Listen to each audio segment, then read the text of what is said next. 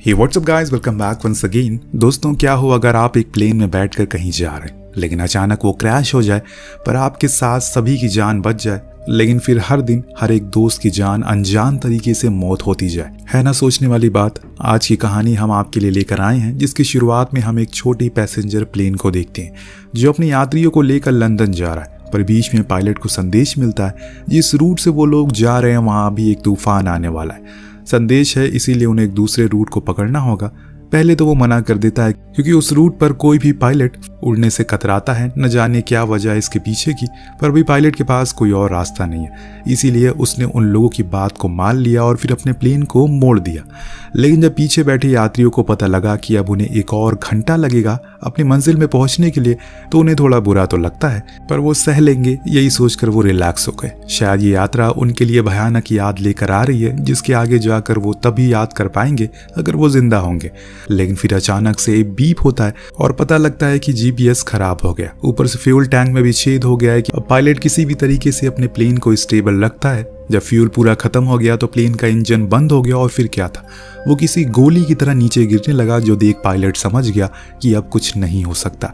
उसने अपना फोन निकाला और खुद के परिवार के लिए एक वीडियो रिकॉर्ड की, जिसमें उसने अपनी बीवी बच्चों का शुक्रिया कहा कि उन लोगों ने उसका हमेशा साथ दिया। और हाँ, वो लड़ते हुए मरा है, यानी कि उसने कोशिश की थी लेकिन अपने प्लेन और लोगों को वो बचा नहीं पाया। इसके कुछ ही समय बाद प्लेन पूरी तरह से अमेज़न के जंगलों में क्षतिग्रस्त हो गया, लेकिन पीछे बैठी एक एयर होस्टेस के अलावा सभी लोग जिंदा बच गए। लेकिन वो एयर होस्टेस जिसने बेल्ट नहीं लगाई थी, उसके शरीर की कई सारी हड्डियां टूट जाती हैं, जिस चीज का सबूत पैसेंजर में से एक डॉक्टर ने दिया कि ये ज्यादा देर जिंदा नहीं रह पाएगी। लेकिन उन 9 लोगों के अंदर डर का माहौल पैदा हो गया है। भले ही वो मरे नहीं, लेकिन हाँ, जिस जगह पर वो क्रैश हुए हैं वो जगह दुनिया का सबसे बड़ा घना जंगल है। ऐसे में खुद को यहाँ पर जिंदा रख पाना कितना मुश्किल है वो इन्हें आगे पता लगेगा। अगर ये 9 लोग समझदार हुए तो रेडियो और बाकी किसी चीज से मदद मांगने में सफल हो जाएंगे, वरना इसके अलावा तो अंजाम बहुत बुरा होगा। अब 2 पायलट को चेक करने के लिए कॉकपिट में ये जाते हैं, लेकिन उनकी तो छाती में लकड़ी घुस चुकी है। पर डॉक्टर ने बताया कि उसकी सांसें अभी चल रही है। इतने में बाहर से धुआं उठने लगा और एक बंदा फौरन बाहर गया। देखा, सभी को लगा कि शायद वो आग बुझा रहा होगा, लेकिन असल में वो तो अपना सामान लेने गया था। खुद की जान से ज्यादा उसका सामान कीमती था। कौन है ये लोग, कहाँ से आते हैं? उसकी इसी बेवकूफ़ी को देखते हुए एक लड़की ने फौरन आग पर काबू पाया, लेकिन सभी के अंदर एक संदेश पैदा हो गया। आखिर उस बैग में ऐसा क्या था जिसके लिए उसने अपनी जान को छोड़ पहले उसे बचाया? खैर, अभी तो इन्हें किसी भी तरह करके मदद बुलाना होगा, लेकिन किसी के भी फोन में नेटवर्क नहीं आ रहा। ऊपर से इन्हें अभी रेडियो का भी कुछ अता पता नहीं है। तो वहीं डॉक्टर और एक यात्री ने किसी भी तरह करके पायलट को सुरक्षित बाहर ला दिया। उसकी छाती में लकड़ी घुसी थी, जिसके कारण अब उसके पास समय बहुत कम है। उसे फौरन होश में लाना होगा ताकि वो इनकी मदद कर पाए या फिर कुछ इंफॉर्मेशन दे पाए जो इनके लिए कारगर हो जाए। इस बीच एक बूढ़ा कपल जो कि सभी को आश्वासन देता है कि जल्दी ही उनकी मदद के लिए कोई जरूर आएगा। इधर सभी यात्री परेशान हैं, घबराए हैं। तभी अचानक एक न्यूली मैरिड कपल को जंगल की गहराई में ऊंची झाड़ियां हिलती हुई नजर आती है, जो चीज उन्हें डराने में कोई कसर नहीं छोड़ती, क्योंकि इनमें से किसी को भी अभी कुछ आइडिया नहीं है कि वो कहाँ पर है। अब पहले तो इन्हें यूनिटी दिखानी होगी, एकता दिखानी होगी। ऐसी जगहों पर सबसे ज्यादा उपयोग में वही आता है। दूसरी चीज, हमें सबके बारे में पता रहना चाहिए, यानी कि कौन क्या करता है, उसका क्या नाम है, जो चीज हम एक दूसरे के साथ घुलने मिलने में मदद करेगी। तो इसकी शुरुआत ब्लैक गाई जैक से होती है, जो कि एक लाइफ इंश्योरेंस एजेंट है, जिसका अनुमान है कि ये दुर्घटना आपसी रंजिश के कारण हुई है। लेकिन स्पेक्स यानी कि डॉक्टर, वो साफ इनकार करता है, क्योंकि ये प्लेन अमेरिका से उड़ रहा था जहां पर ऐसी चीजें नहीं होती है। और फिलहाल हमें पायलट को होश में लाना चाहिए, क्योंकि एयर होस्टेस तो अब ज्यादा देर जिंदा नहीं रह पाएगी। वहां पास में बैठी सोफिया, जिसने बताया कि वो आए दिन ट्रैवल करती रहती है, उसका ये अंदाजा है कि ये जगह अमेज़न का जंगल हो सकता है। उसे समझदारी से काम लेना होगा। इसी दौरान उस बैग वाले आदमी ने बताया कि वो एक बॉक्सर है, वो लंदन जा रहा है अपनी लीग में हिस्सा लेने के लिए। इतने में ओल्ड लेडी आखिर में उसे पूछ लिया कि आखिर इस बैग में है क्या। तो उसने बताया कि इसमें मेरे ग्लव्स हैं, जो कि मेरे लिए अनमोल है। अब सभी थोड़ा मोड़ा एक दूसरे को जान गए थे, तो अब पहले तो उन्हें खुद के खाने और पीने के लिए इंतजाम करना होगा, क्योंकि मदद कब आएगी किसी को कुछ पता नहीं है। जैक ने कहा कि हमें सामानों को ढूंढना होगा और जो कुछ भी मतलब की चीज मिले उसे जल्दी से अपने पास रख लो। सभी काम में लग गए। इस बीच सोफिया ने बताया कि एयर होस्टेस ने अपना दम तोड़ दिया है, तो बेहतर होगा कि हम उसे साइड में रख दें, वरना ऐसे में लाश की बदबू और कीड़े या फिर कोई और चीज भी आकर्षित उससे हो सकती है। लोगों को उसकी बात ठीक लगती है, इसीलिए उन्होंने ऐसा किया। और इस बीच उस ओल्ड लेडी ने भी खाने को अलग अलग हिस्सों में रखा, सभी 9 लोगों में बांट दिया। इतने में सोफिया ने बताया कि उसे सबसे ऊंची जगह दिख रही है, अगर हम लोग वहां पर जाएं तो हो सकता है कि नेटवर्क आ सके। जो सुन बॉक्सर अपना सुझाव देता है कि हाँ, ऐसे में हम जंगल में अपने खाने को भी ढूंढ सकते हैं और पानी को भी, दोनों ही वहां पर ज्यादा मात्रा में उपलब्ध है। इस बीच लगातार पायलट खांसे जा रहा है और बार बार पैसेंजर स्पेक्ट्स की ओर देख रहा है, बल्कि वो तो पहले ही बता चुका है कि ऐसे हालातों में सर्जरी करना ठीक नहीं है। लेकिन अब जब सभी उसे इतनी उम्मीदों से देख रहे हैं तो वो इस रिस्क को लेने के लिए मान जाता है, जिसके लिए उन्होंने प्लेन में मौजूद शराब और फर्स्ट एड का इस्तेमाल किया। फिर शुरू कर दी अपनी सर्जरी, वो भी किसी एनेस्थीसिया के। तो आप समझ गए होंगे कि पायलट किस दर्द से गुजर रहा होगा। लेकिन स्पेक्स अपने तजुर्बे से इस काम को पूरा कर देता है, पर काम यही नहीं खत्म हुआ, बल्कि अब पायलट को सर्जरी के बाद वाले खतरे को झेलना होगा, जो कि हो सकता है उसे इन्फेक्शन हो जाए। सभी को इस चीज का ध्यान रखना होगा। प्लेन के अंदर बैठा न्यूली मैरिड कपल जो हनीमून के लिए जा रहा था, वो इसी सोच में डूबा है कि अगर उन पर किसी जंगली जानवर ने हमला कर दिया तो क्या होगा। तभी एक काली परछाई उन्हें प्लेन के दूसरी तरफ दिखाई देती है, जो अचानक से गायब हो गई। दोनों को ही समझ नहीं आया कि वो क्या था। अंधेरा हो गया, सभी जैसे तैसे उस हालत में वहीं सो गए। तभी एक काली परछाई आई और उसने पायलट के मुंह पर कपड़ा रख दिया, शायद उसे कोई मारना चाहता हो। खैर, अगले दिन जब इनकी आंख खुली तो उन्होंने देखा कि पायलट का पूरा शरीर नीला पड़ चुका है, जो देख स्पेक को बहुत अफसोस होता है। वो नहीं चाहता कि उसकी सर्जरी की जाए, क्योंकि उसका मानना था कि इन्फेक्शन फैल सकता है, और वही हुआ, जिसके कारण वो मर चुका है। लेकिन दोस्तों, असल वजह तो कुछ और ही है, जो अभी इन लोगों को किसी को पता नहीं है। अब सभी का कहना था कि अभी एयर होस्टेस और पायलट की लाश को दफना देना चाहिए ताकि उनकी आत्मा को शांति मिल जाए। लेकिन बूढ़ी लेडी का कहना था कि उन्हें ऐसे नहीं करना चाहिए, क्योंकि अगर रेस्क्यू वाले आ गए तो हम फिर इन दोनों के परिवारजनों को उन्हें सौंप सकते हैं। कम से कम वो उन्हें आखिरी बार देख तो पाएंगे। लेकिन क्या आपने सोचा कि आखिर अचानक प्लेन का GPS कैसे खराब हो गया? क्या वो बॉक्सर सच कह रहा है कि उस बैग में सामान ही है? किसने रात के अंधेरे में पायलट के मुंह पर कोट रख? वो काली परछाई क्या थी? इन सारे सवालों के साथ ये पहला एपिसोड यहीं खत्म होता है। लेकिन रुकिए, अभी हम चलते हैं दूसरे एपिसोड में, जिसमें हमें कुछ सवालों के जवाब तो हमें पता लग जाएंगे। अब सभी के अंदर डर का माहौल पैदा हो गया है, क्योंकि अभी अभी उनके सामने एक नई मौत हुई है।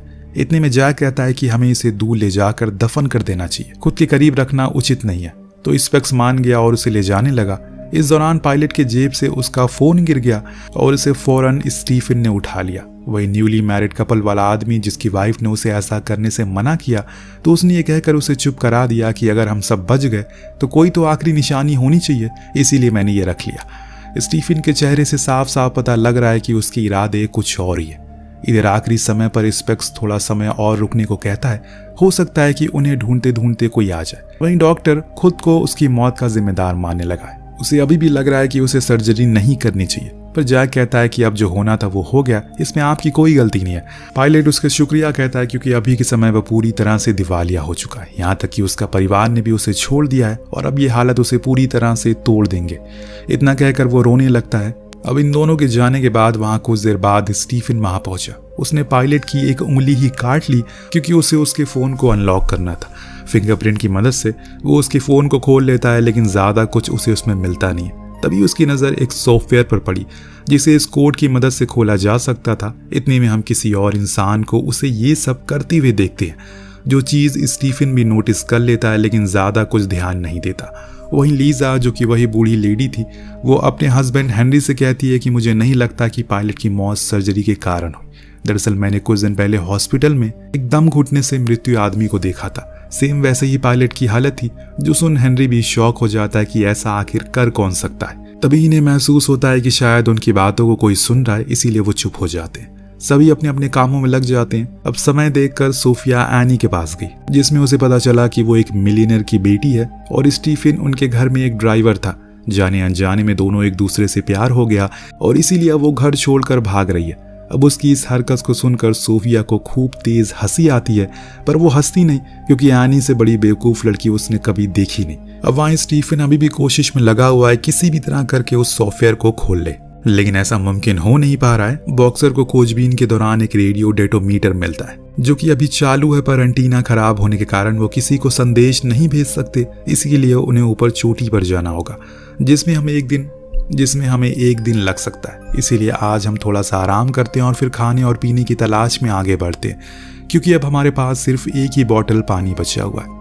सभी उसकी बात से राजी थे, इसीलिए वो आराम करने चले गए। पर यहाँ एनी जब आराम कर रही थी तो उसे जंगल की झाड़ियों में एक इंसानी शक्ल दिखी जो बेहद ही अजीब थी। पर दूसरी बारी देखने पर वो गायब हो गई। उसे लगा कि शायद ये उसका वहम होगा, लेकिन कुछ अजीब सी चीज हेनरी के साथ भी हुई। दरअसल उसे दिल की बीमारी है जिसके लिए वो हर दिन एक गोली खाता है। अगर एक भी दिन उसे मिस हुई गोली तो वो मर सकता है। और आज अचानक से उसने अपने बैग की वो गोली निकाली तो उसमें से वो गोलियां आधी गायब थी, जो कि उसे काफी ज्यादा हैरान कर देती है। अब धीरे धीरे करके सभी ये समझ गए हैं कि अगर उन्हें यहाँ बचना है तो एक साथ रहना होगा। सोफिया को भी अब जैक पर भरोसा हो गया, इसीलिए उसने आखिर में उसे बता ही दिया कि वो क्या करती है। दरअसल वो रिपोर्टर है, इसीलिए वो पूरी दुनिया में घूमकर उन गैर कानूनी या फिर उन रैकेट को पता लगाती है जो सरकार की आंखों के सामने हो रहा। उसका काम बेहद ही खतरनाक है, इसीलिए वो किसी को इस बारे में कुछ बताती नहीं है। अब सभी ने अच्छा खासा आराम कर लिया, इसीलिए वो लोग अब खाने की तलाश में आगे बढ़ते हैं। इस दौरान उन्हें कुछ नीले मशरूम दिखते हैं, पर सोफिया का कहना था कि ये जहरीले हो सकते हैं, लेकिन ये इस बात का सबूत है कि आसपास पानी है। वो पानी की खोज में और आगे निकलते हैं, जो कि आगे जाकर स्टीफन को मिल भी जाता है। वो उसमें बिना देरी के लिए नहाने जाने लगा, लेकिन बॉक्सर ने उसे रोका और कहा कि पहले उसे चेक करना होगा कि ये कितना गहरा है, जिसके लिए उसने एक जूते को फेंका जो पलक झपकते ही पानी के अंदर चला जाता है और जो देख सभी का खून ठंडा पड़ गया कि आखिर ये क्या था। तब सोफिया बताती है कि शायद यहाँ पिराना हो सकती है, पिराना मछलियाँ, जो कि यहाँ पर अभी भी पाई जाती है। और इतने में ही इन्हें गोली की आवाज आई जो हेनरी ने चलाई थी, क्योंकि वो अपने साथ एक बंदूक लेकर आया था, जो एक प्लेन में कैसे आ गई ये हमें तो नहीं बताया गया। हाँ, इतना जरूर पता चला कि वो एक शिकारी है और उसका निशाना काफी अच्छा है। इसकी मदद से उसने बंदरों को मार गिराया और फिर सभी ने उसके मांस को खाया। वहीं सोफिया ने गंदे पानी को उबाल कर सभी को पीने को दिया। यह एनी को उस खाने को खाने में काफी दिक्कत हो रही थी, तो एनी ने उसका हिस्सा भी खा लिया। इधर जैक ने आखिरकार बॉक्सर से पूछ लिया कि उसके बैग में ऐसी कौन सी चीज है जिसके लिए वो इतनी परवाह करता है। उसने फाइनली उसे खोला और दिखाया कि ये एक मास्क है जो मेरे दिल के बहुत करीब है, क्योंकि इसने मुझे पहचान दिलाई, इसीलिए मेरे लिए बहुत अनमोल है। अब सभी सोने के लिए चले जाते हैं, पर इस बीच दोस्तों हम एक परछाई को देखते हैं जो एक फोन को ढूंढता है और फिर उसी फोन से किसी को कॉल करके बताना शुरू करता है। इधर हेनरी की तबीयत में गड़बड़ी होना शुरू हो जाती है। सभी भागते हुए आते हैं, लेकिन अब देर हो चुकी है, क्योंकि उसे स्ट्रोक के कारण उसकी मौत हो जाती है। जो देख उसकी पत्नी तो पूरी तरह से टूट गई, क्योंकि उसे यह लग रहा है कि उसके हस्बैंड की मौत स्ट्रोक के कारण नहीं बल्कि किसी की साजिश के कारण हुई है, क्योंकि उसे पता चल गया कि पायलट की हत्या की गई थी दम घोटकर, और इसीलिए उसी हत्यारे ने मेरे पति को साजिश के तहत मार डाला। सभी को ये बात थोड़ी अजीब लगती है कि ऐसा कैसे हो सकता है कि अचानक उसकी सारी गोलियां गायब हो गई, किसने किया होगा ये। और इतने में स्टीफन के हाथ एक वीडियो लगती है जो कि उसी पायलट के फोन में मिली थी। अब वो सभी को दिखा रहा होता है। हर किसी घबराए हुए इंसान की तरह वो भी अपने आखिरी समय गॉड से अपने परिवार को याद करता है, लेकिन आखिर में अपनी बीवी से कहता है कि मैंने अपना काम कर दिया, अब कोई बचेगा नहीं, मैं उन्हें इस जगह से जिंदा बाहर जाने नहीं दूंगा। जंगल के ऊपर प्लेन क्रैश हो रहा है, इतना कहते ही प्लेन क्रैश हो जाता है। इस वीडियो को देखने के बाद सभी को लीजा की बात पर यकीन हो गया कि जरूर यहाँ पर कुछ तो गड़बड़ है। शायद उनके पास ही इन 3 लोगों का कातिल छुपा हुआ है जो उनकी हर चीज को देख रहा है। लेकिन कौन है ये मास्टरमाइंड, क्या चाहता है, अब किसकी बारी है, ये हमें एपिसोड 3 में देखने को मिलेगा, जिसकी शुरुआत होती है एक डर के माहौल से, क्योंकि अभी तक सभी को लग रहा है कि वो सर्वाइवल मोड पर है, यानी कि उन्हें किसी भी तरह करके खुद को जीवित रखना है। लेकिन अब तो उन्हें ये सोच सोच कर डर लग रहा है कि आखिर कौन उन्हें मारना चाहता है। अब एनी लीजा के पास गई उसे थोड़ी सहानुभूति देने, लेकिन वो उसे उल्टा उसे सुनाने लग गई। उसे तो यकीन ही नहीं हो रहा है कि उसने एक गरीब आदमी से कैसे शादी कर ली, जरूर कुछ गड़बड़ है। दरअसल लीजा अब सभी को शक की नजरों से देख रही है। उसे हर किसी में अपने पति का कातिल नजर आ रहा है, जो सही भी है। जितने भी लोग यहाँ पर मौजूद हैं सभी की कहानी अजीब सी है। लीजा की ऐसी बातों को सुन एनी वहां से उठ जंगलों में चली गई ताकि थोड़ा सैर कर सके, लेकिन यहाँ उसे एक बारी फिर से कुछ अजीब सा दिखा। क्या था वो उसे समझ नहीं आया, लेकिन हाँ ये जो कुछ भी था बहुत ही भयानक था। इतने में पीछे से स्टीफन आ गया। अब अगला दिन भी होने को आ गया। वहीं बॉक्सर ने बड़ी मेहनत से कुछ वायर की मदद से एक एंटीना बना लिया। अब बारी थी उसे ऊपर लेकर जाने की, पर मसला ये था कि यहाँ पर कोई भी अकेले नहीं रहना चाहता। सभी को यह डर था कि अगर वो अकेले रह गए तो अगला नंबर उनका आ जाएगा, और इसीलिए आखिर में जैक ने कहा ठीक है, मैं यहीं पर रुक जाता हूँ। अब सोनिया, बॉक्सर और डॉक्टर स्पेक्स ने तय किया कि वो वहां ऊपर चोटी तक जाएंगे और इस डेटोमीटर को चेक करेंगे क्या ये काम कर रहा है, जिसके बाद ये तीनों निकल जाएंगे। लेकिन इन्हें एक लंबी चढ़ाई को पूरा करना है जो दिखने में बहुत ही आसान लग रही है, पर चढ़ाई करने में उनकी हालत खराब थी। एक बारी तो सोनिया का पैर फिसल जाता है जो खाई में गिरने वाली थी, और अहम मौके पर स्पेक्स ने उसका हाथ पकड़ लिया, लेकिन वो डेटोमीटर लटक जाता है, जो कि बड़ी मुश्किलों के बाद इन्हें वापस मिल पाता है। अब इतनी कोशिशों के बाद ये लोग फाइनली ऊपर पहुंच गए। अब इतनी मुश्किलों के बाद फाइनली ये लोग चोटी पर पहुंच गए, लेकिन अभी भी इनके फोन में कोई नेटवर्क नहीं आ रहा। पर जो वायर से बॉक्सर ने एंटीना बनाया था वो काम कर रहा है, क्योंकि उसकी कारण डेटोमीटर में लाइट जल रही है, और इस बात का सबूत दे रहा है कि जल्द ही किसी को संदेश मिल जाएगा इन्हें यहाँ फंसा होने का। लेकिन अब अंधेरा होने वाला, इसीलिए तीनों नीचे जाने का फैसला करते हैं और उस डेटोमीटर को वहीं छोड़ देते हैं। पर यहाँ नीचे तो लीजा और जैक के बीच अच्छी खासी दुश्मनी चल रही है, जिसको देखते हुए जैक उसे समझाता है कि हमें ऐसा नहीं करना चाहिए, ये समय दुश्मनी का नहीं बल्कि दोस्ती का है। लीजा भी उसकी बात को समझती है, इसीलिए उसने अपने कदम पीछे कर लिए। लेकिन स्टीफन तो अभी भी लगातार अपनी बीवी से एक ही सवाल किए जा रहा है कि जब वो लीजा से बात कर रही थी तो उसने उसे क्या कहा। लेकिन इस बारी एनी उसे कुछ नहीं कहा। तभी उसे याद आया कि उसने उसे कई साल पहले कहा था कि वो एक किताब लिख रहा है, पर उसने तो कभी उसे कुछ लिखते हुए देखा ही नहीं। ये सुनते ही मानो स्टीफन का माथा घूम गया, वो उस पर क्रोधित हो गया और तेज तेज चिल्लाना शुरू कर दिया। तब एनी ने आखिर में बोल दिया कि जो कुछ भी है लीजा ने उसे सुना था। अब स्टीफन तो पहले से ही इतने गुस्से में था, ऊपर से जब उसने ये सब सुना तो कहने लगा कि तुमने एक बाहर की औरत पर यकीन करा, क्या तुम्हें मैं कोई धोखेबाज लगता हूँ। इतने में अचानक से एनी के सर में तेज दर्द होना शुरू हो गया, तो स्टीफन फौरन भागकर केबिन में गया दवा लेने के लिए, जो देख हमें पता चलता है कि एनी किसी बीमारी से जूझ रही है। इस दौरान जब स्टीफन अंदर था तो उसे वॉलेट चेक किया, उसे उसमें अलग अलग नामों का बिजनेस कार्ड मिला, और अब उसे लीजा की बातों पर यकीन हो गया, और जो कुछ भी शक था उसे अब वो हकीकत बनने लगा।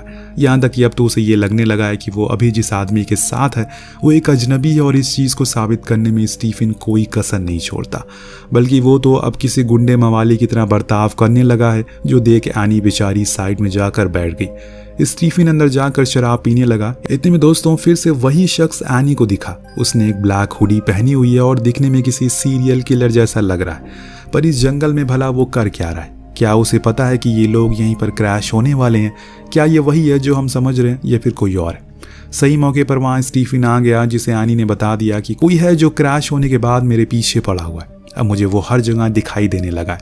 लेकिन उसने ये कहकर उसकी बात को टाल दिया, शायद उसे कोई भ्रम होगा। जो सुनते ही एनी उसके मुंह पर वही अलग अलग नाम वाले बिजनेस कार्ड को फेंक देती है, जो देखकर वो समझ गया कि इसे पता चल चुका है कि वो क्या काम करता है। इधर दोस्तों दूसरी तरफ तीनों ही पहाड़ से लौट आए और सभी को बताया कि उनका डेटोमीटर काम कर रहा है, और ये सुनते ही सभी के अंदर एक उत्साह पैदा हो जाता है। लेकिन अब रात काफी हो चुकी है। खाने के बाद सब सोने के लिए चले गए, पर वो बॉक्सर अपनी कुछ पुरानी वीडियोस को देखने लगता है, जिसमें वो उसी मास्क को पहनकर लड़ रहा था। इस सीन को देखकर हम एक चीज पर गौर करते हैं, हमेशा चुप चुप रहने वाला बॉक्सर जब वो मास्क पहनता है तो उसके अंदर एक अलग ही ऊर्जा पैदा हो जाती है।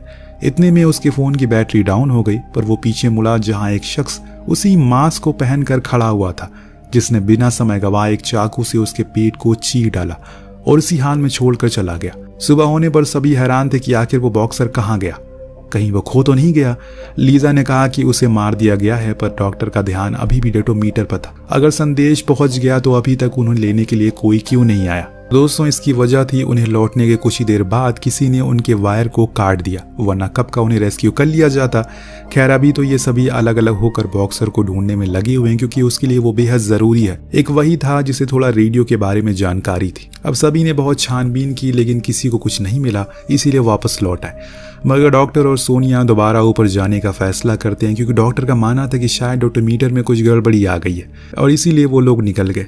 यहाँ सभी आराम से सो गए, पर अचानक से जैक कहीं चला गया, जो देख लीजा भी उसके पीछे पीछे चली गई। इन दोनों के बाद एनी को किसी ने दबी आवाज से पुकारा। वो एक गर्म टहनी को लेकर उसी की ओर बढ़ी। ये वही शख्स था जो उसकी ओर बंदूक तान कर खड़ा था, लेकिन इस बार ये एनी बिना कुछ सोचे समझे उसके सीने में वही टहनी घुसा देती है। लेकिन हकीकत में वो कोई और नहीं बल्कि स्टीफन था। दूसरी तरफ वो दोनों अभी ऊंचाई तक पहुंच गए। तभी जंगल के बीच उन्हें चील उड़ती हुई दिखाई दी। वो फौरन उस ओर गए तो उन्होंने बॉक्सर की लाश को देखा।